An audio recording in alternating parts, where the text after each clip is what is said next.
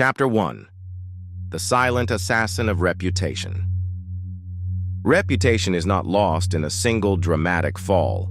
It is destroyed quietly, in small, invisible moments that seem harmless at first. A careless word, a glance of arrogance, a crack in your discipline when you thought no one was watching. And little by little, the invisible pillars that uphold your name begin to collapse. The Stoics knew this. They warned that a man's character is not judged when he succeeds. It is judged when no one is applauding. It is weighed when no one is looking. Marcus Aurelius wrote, "Waste no more time arguing what a good man should be. Be one." But today, most waste years constructing a performance of virtue, chasing applause without building true substance. And when the storms come, when adversity demands authenticity, not appearance, the performance crumbles, and the true man, what remains of him, is exposed. Reputation isn't about what the world thinks of you. It's about the foundation you lay within yourself, when no one is offering a trophy for it. It is built through the silent choices, the invisible disciplines, the quiet refusals to betray your highest standards for temporary comfort. There are mistakes, social mistakes, that assassinate reputation from the inside out. They don't shout their destruction, they whisper it, slowly, subtly. And if you do not guard yourself, if you do not see these mistakes for what they are, you will awaken one day to find your greatest asset, your character, sold for nothing. The Stoics teach us that we are not responsible for controlling the opinions of others, but we are absolutely responsible for controlling our own actions, our own words, and the way we carry ourselves through the fire of life. This is the path to true respect. First from yourself, then from the world. Seneca warned, "A great mind becomes a great ruin if it surrenders to its vices." Today we expose these vices. Today we destroy these social mistakes before they destroy you. If you are willing, if you are ready to rebuild yourself from stone, not sand, then walk with me. Let us uncover the 8 silent assassins of reputation and forge a man the storms cannot destroy. Chapter 2. Needing constant validation. The need for validation is the most silent, most seductive destroyer of reputation. At first it feels harmless. A nod of approval. A few claps from the crowd. A small affirmation that you belong. But soon, it becomes an addiction. And addictions always have a cost. Validation dependency is a chain, forged by invisible hands, heavy enough to bend even the strongest man to the expectations of others. You cannot serve 2 masters, your soul and their applause. The Stoics taught that your worth must be tied to your virtue, not to the changing winds of public opinion. Marcus Aurelius wrote, "Ambition means tying your well-being to what other people say or do. Sanity means tying it to your own actions." Most people today are insane, tethered to likes, comments, fleeting approval from strangers they will never meet again. Every decision becomes diluted. Every principle becomes negotiable. Every truth becomes silent. Because when you crave validation, you will betray yourself. Needing constant validation makes you unreliable. It makes you unpredictable. It makes you manipulable. One compliment can steer your entire course off track. One disapproving glance can unravel your deepest commitments. The man who needs approval will never lead himself. He will always be led by the loudest voice, by the latest trend, by the cheapest reward. The Stoics lived differently. Epictetus said, "If you want to improve, be content to be thought foolish and stupid."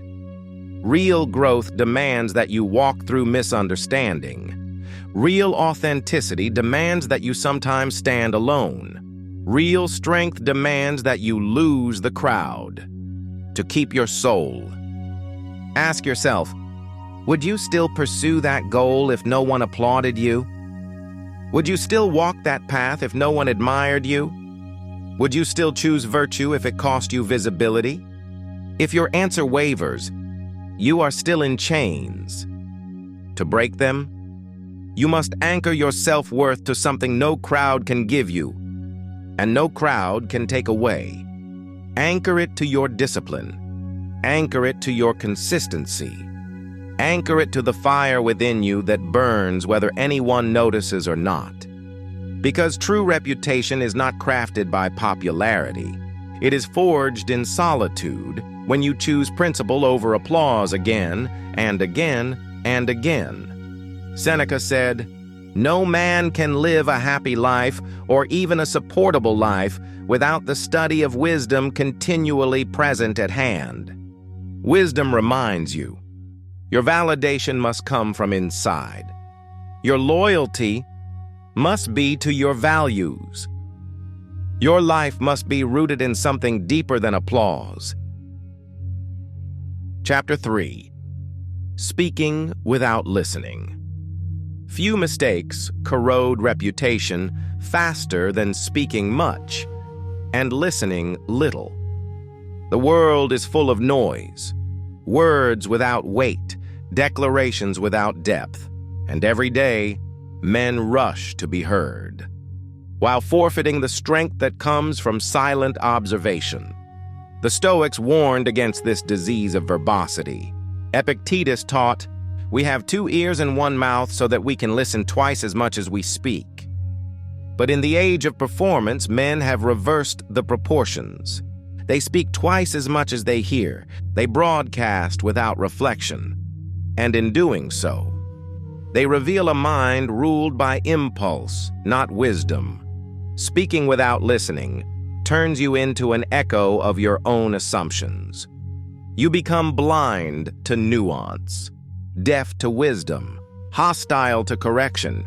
You mistake volume for influence and attention for respect. But true respect, true power, belongs to the man who listens longer than he speaks, thinks deeper than he reacts, and weighs every word as if it were his last. The Stoics practiced deliberate speech. Seneca advised, "Most men talk much and think little. Be slow to speak but ready to act." They knew, speech is cheap when it costs you no thought. Silence is expensive because it demands patience. Reflection is rare because it requires discipline, and in that rarity, there lies real strength.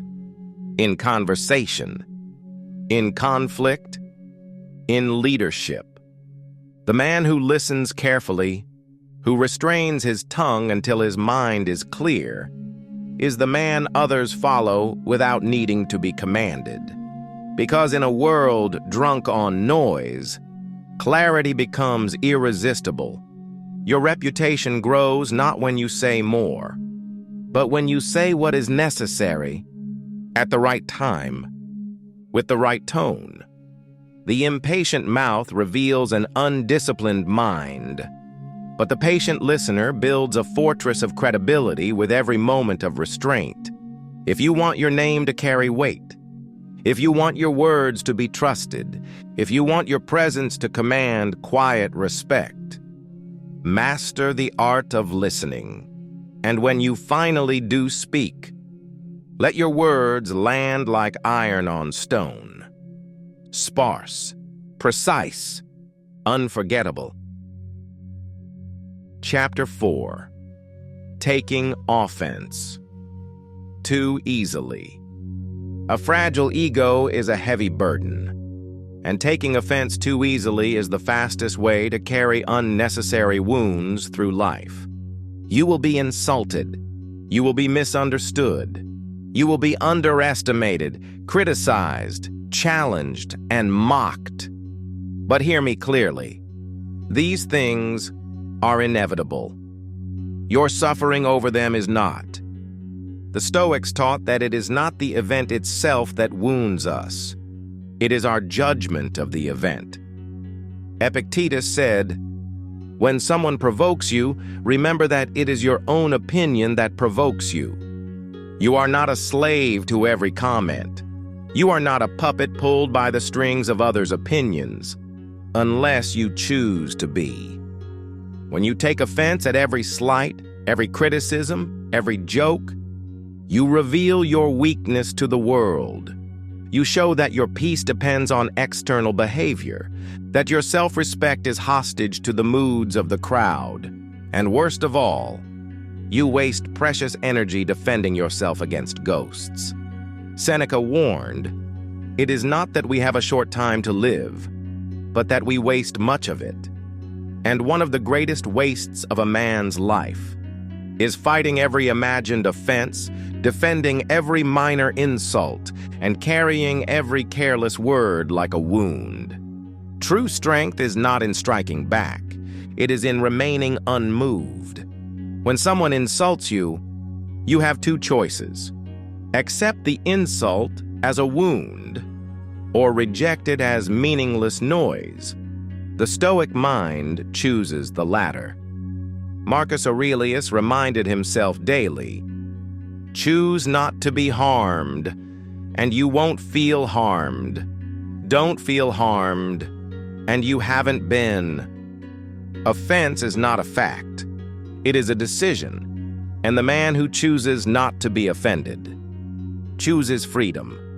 Imagine how much more you could build, how much further you could travel, if you stopped carrying invisible injuries. Every offense you release is energy returned to you. Every slight you overlook is a step forward in your journey. Every insult you ignore is a stone added to the fortress of your mind. The world needs fewer men wounded by words, and more men armored by wisdom.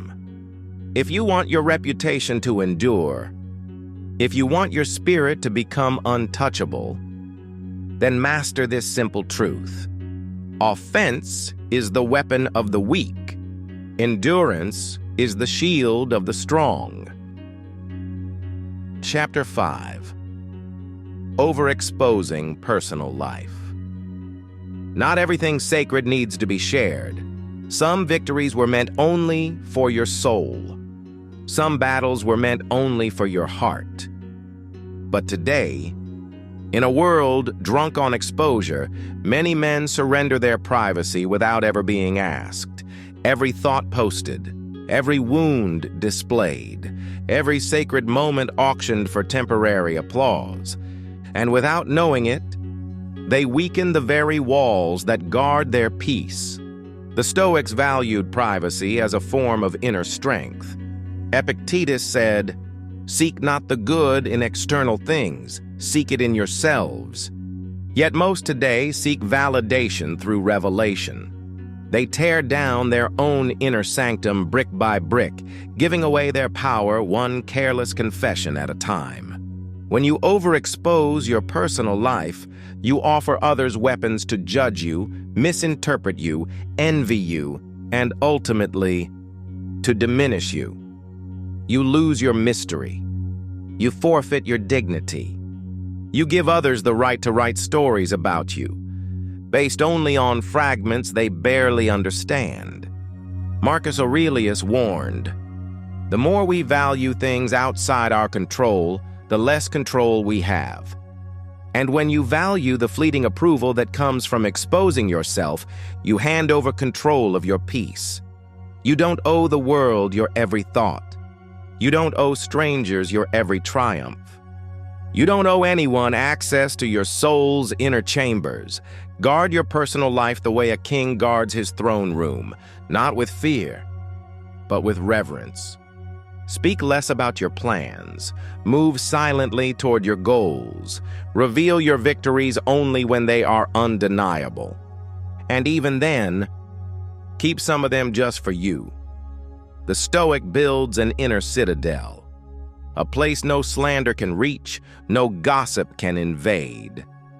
no betrayal can destroy, because what is sacred must first be hidden before it can be honored. Ask yourself, are you building your life for admiration or for alignment with your values? Are you broadcasting your soul or protecting it for greater strength? Remember, mystery commands respect. Silence builds strength.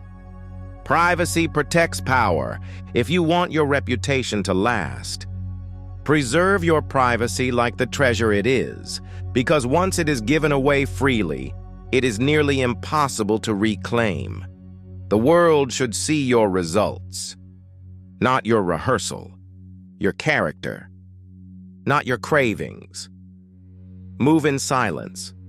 Build in the dark. Shine when it is too late for envy to catch you. Chapter 6. Chasing status and appearances. Status is a shadow. It looks solid until you reach for it. Then your hands close on air. Men spend their lives chasing it. Titles, awards, positions, followers, believing these things will anchor their worth. But the Stoics knew better. Marcus Aurelius wrote, "Consider the lives once lived, the fame once sought, all now ashes and echoes. Status fades, appearances rot. What the crowd cheers today, they forget tomorrow. And if you build your identity on these vanishing things, you will vanish with them. When you chase status, you compromise. You bend your principles to gain favor. You betray your values for a seat at a table that will never satisfy you. You exhaust yourself trying to impress people who barely remember what they applauded you for. The Stoic path teaches, do not aim to appear strong. Aim to be strong. Do not aim to appear wise. Aim to be wise. Epictetus reminded his students, if you wish to be good, begin by believing that you are wicked, meaning real growth starts in humility, not performance. The pursuit of status always demands a sacrifice, and too often, that sacrifice is authenticity. You cannot serve two masters, the world's shifting applause, and your soul's eternal standards. Chasing appearances leads to exhaustion. Living by principle leads to endurance. The man obsessed with status is always afraid of losing position, afraid of slipping in the rankings, afraid of appearing smaller than someone else. But the man rooted in virtue, he is unmoved. He knows that true greatness is invisible to most eyes. Seneca taught, it is not the man who has too little, but the man who craves more that is poor. And so it is with fame. Craving status makes you poor, even at the height of your success. Build a life not to be seen, but to be solid. Let the shallow chase attention. You chase excellence. Let the world crown kings today and forget them tomorrow. You crown yourself every day through discipline, character, and purpose. And when you walk past the noise without flinching, when you no longer measure your worth by visibility, you will have found something rarer than status. You will have found freedom. Chapter 7. Betraying your word for popularity. A man's word is the architecture of his soul. Every lie, every broken promise, every betrayal of principle cracks the foundation. At first, no one sees the damage. The cracks are small. The betrayals seem justified. It's just this once, he tells himself. But eventually, the whole structure collapses, not from a single moment of failure, but from the slow decay of self-respect. The Stoics understood. A reputation built on charm may dazzle, but only a reputation built on integrity endures. Epictetus warned, "First say to yourself what you would be, and then do what you have to do." There can be no honor without alignment between words and actions, and there can be no true leadership without honor. When you betray your word to gain popularity, you don't just lose trust from others, you lose trust from yourself. Every time you agree when you mean no, every time you promise what you cannot deliver, every time you say what is convenient instead of what is true, you teach yourself that your voice cannot be trusted. You erode your own authority from within. And soon, no matter how many follow you, you will know that the man they follow is hollow. Popularity is a shifting tide. Today's applause becomes tomorrow's mockery.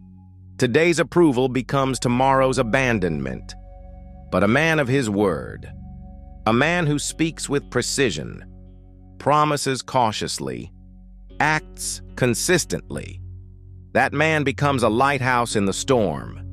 He becomes unshakable, because no matter how the tides shift, his foundations hold. Seneca wrote, "Nothing is more honorable than a grateful heart, and nothing is more rare today than a consistent soul. One who can be trusted in silence, in shadow, in solitude. Guard your promises like gold. Speak less, mean more. And when you commit, let the world crumble before you break your word. Because in the end, a man's reputation does not collapse because others attacked it. It collapses because he neglected to guard it.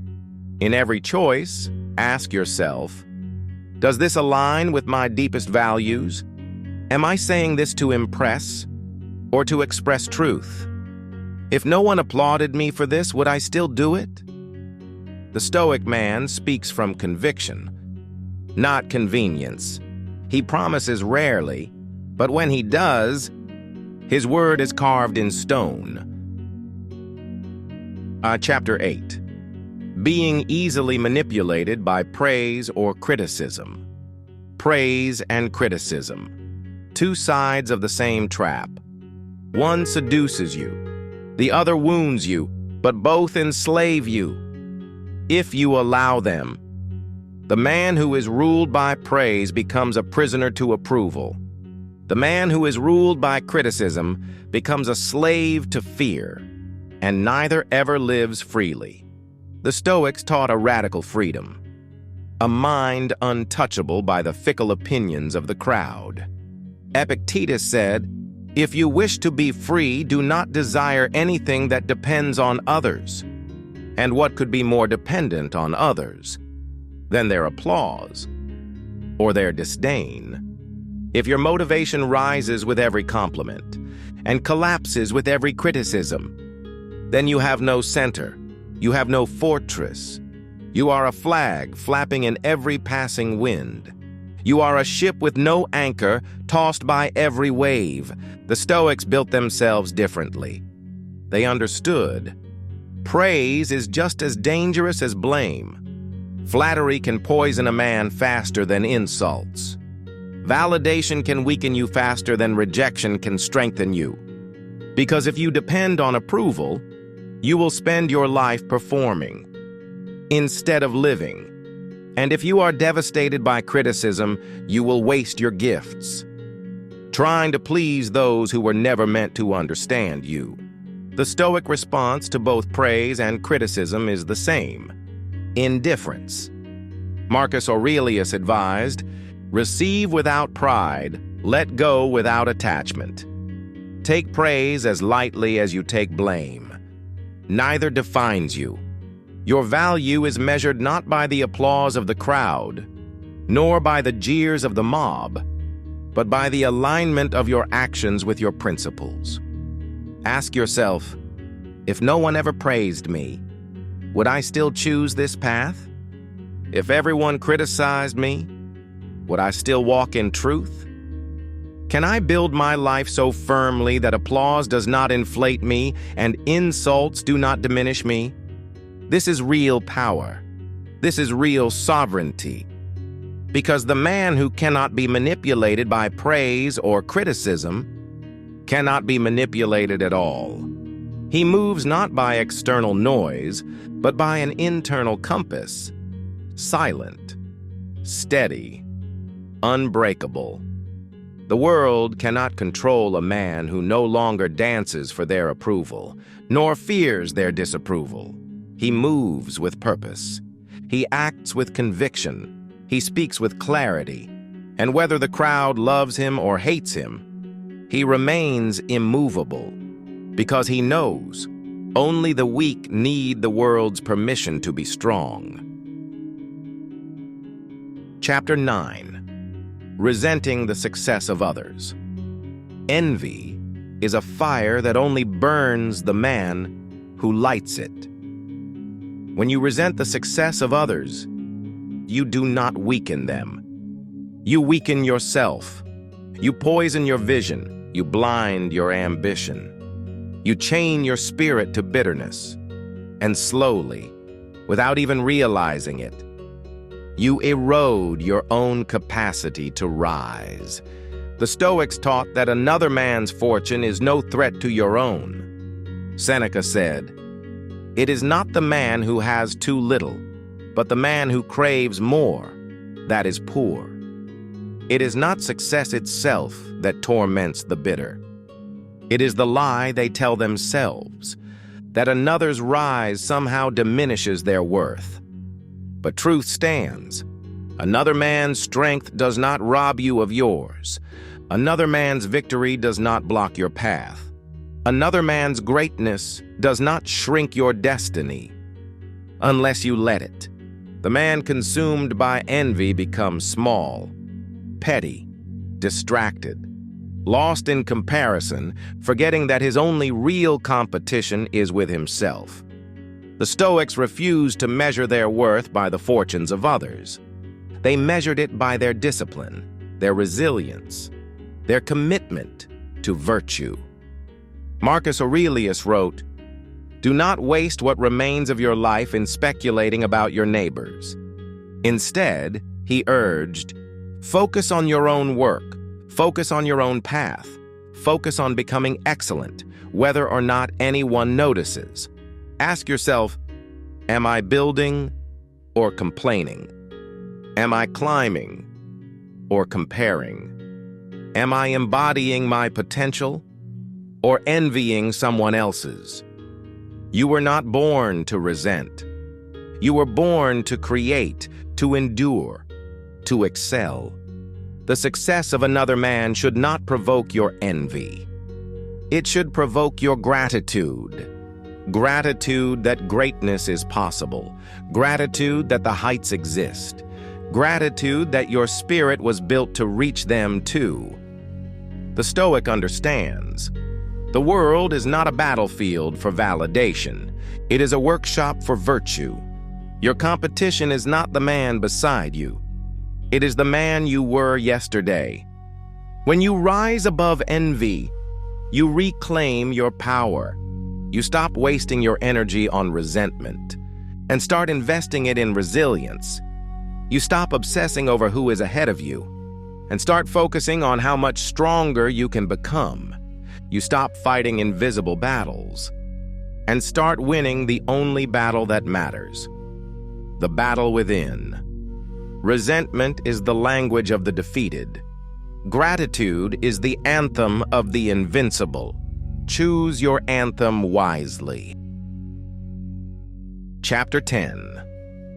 Rise above the noise. Reputation is not given. It is not found. It is not stumbled upon by chance. It is forged in silence, in solitude, in the invisible battles no one claps for, in the countless small decisions that no one else will ever see. You do not build a name that lasts by chasing attention. You build it by becoming the man who needs no attention to stand firm. You build it when you no longer beg the world to notice you, because you have already noticed yourself. The Stoics knew this. Your worth does not depend on applause. Your peace does not depend on praise. Your strength does not depend on validation. It depends only on your discipline, your virtue, your mastery of self. Marcus Aurelius, ruler of the known world, wrote, "Be indifferent to what makes no difference. The noise of the world is relentless." The voices telling you to bend your values for convenience. The voices urging you to seek fame over truth. The whispers inviting you to betray yourself just to belong. But hear this. If you listen to the noise long enough, you will forget your own voice. You will become an echo, another hollow man among hollow men. The Stoic refuses. He rises above the noise. He walks the harder path, not because it guarantees recognition, but because it guarantees respect, first from himself, then from others who recognize the rare fire of authenticity. Your reputation is not your Instagram feed. It is not your follower count.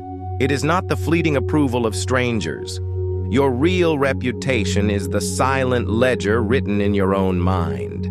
It is the answer to the question you cannot escape. When no one is watching, who are you? Are you disciplined when it would be easy to slack?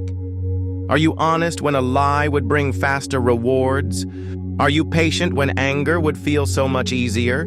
These are the battles that matter, and they are fought daily, silently, without fanfare, without applause. The victories you win here, they carve your reputation into stone. You were not born to crumble under pressure. You were not born to chase the approval of the fickle crowd. You were born to walk the path few dare to tread. You were born to forge a reputation so solid, so clean, so unshakable, that even the storms that destroy lesser men only polish your stone. Build your character in silence. Build your strength in obscurity. Build your honor when no one is clapping. And when the world finally sees you, let it be too late for their opinion to matter. Rise above the noise. Stand like stone. And let your life speak louder than any words ever could.